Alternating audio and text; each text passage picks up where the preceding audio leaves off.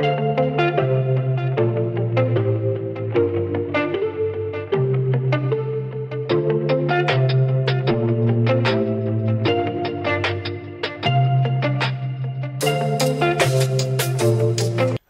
and welcome. This is Kevin, also known as AKAAWOL.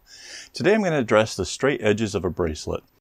I didn't think this was much of an issue until I recently saw a post on social media and the person asked me what they should do, and I was about to answer when I read somebody else's answer, and they were suggesting that the whole pattern needed to be modified to do something what he was calling a straight edge technique.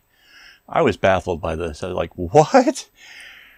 So I kind of want to say, no, that's not how it works, and it's not necessary, and I want to apologize if this upsets any of you who swear by this, but it's really not a thing.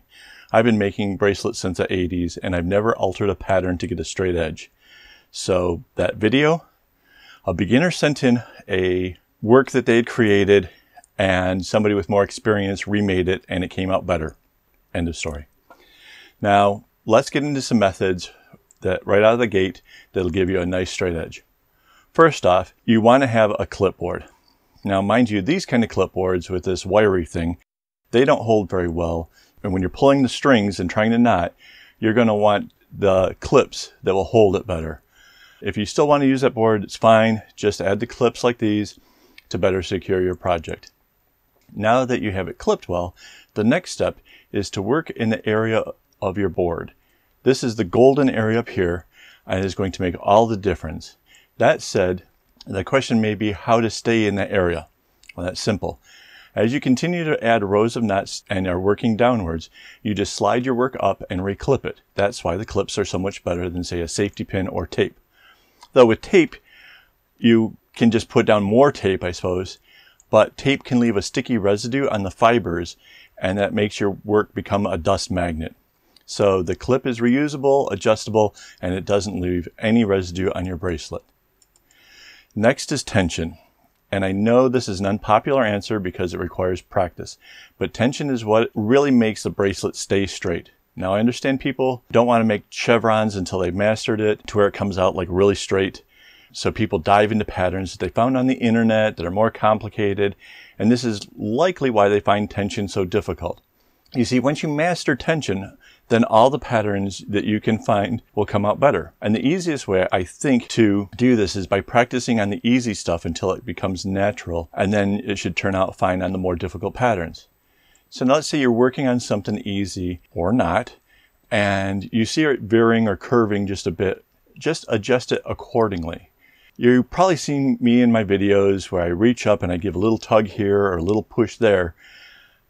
Mind you, that works from bracelets to the bags. It's just a matter of keeping an eye on the work and keeping things aligned. Okay, so say you did all that and it's still bending. All right, I have a good example of this. Tracy got a hold of me and sent me this photo. This gorgeous bracelet that happens to have a bend in it. She wasn't ready to share it with the rest of the world because it seemed flawed to her. Now, the solution to this was easy. It was so easy, I couldn't believe that it just wasn't out there. It's called blocking. Now, I didn't make up that term. It's already a term. It goes back to God knows how long. And I know of this because when I was a kid, I did needlepoint. Now, here is a cross stitch that my wife did. And here is some knitting I was doing before it got shelved because it's just too hot to knit in Singapore. Now, I've showed you these because when it comes to making these things, you use the blocking to straighten them like a sweater to get it to the right shape, or the wall hanging to frame it up real nice. So how do we do this with bracelets? It's simple. First, you get your bracelet wet, and you'll notice immediately it gets really stiff. It's like there's some shrinkage in the fibers that will pull everything together really nice and tight. Then we take it by the loop in the tails and we run it over the corner of something. Now, typically for me, that would be the corner by the sink in the kitchen because that's where the water was. And it's really nice countertops that I'm not going to hurt by getting it wet. It doesn't have to be a sharp corner like, say, a desk or something. Now pull it across the corner like this. Okay, now see how it curves to the one side? Flip it over and do the other side the same way and it'll straighten right back out. Now, all you have to do is set it out to dry in a window, clothesline, whatever, and it's straight. It's really that simple. And take a look at Tracy's after photo. It's awesome and she's rightfully proud of it. and it just took some simple blocking. I hope this helps the rest of you. It's really simple, and there's no need to alter your designs. I mean, look at all of these. I think you should get you guys on track. I mean, seriously, I came up with all the patterns myself, and never once have I tried to alter something because it wasn't coming out straight. So, all right, hopefully that helps. Until next time, don't get your strings in the bunch.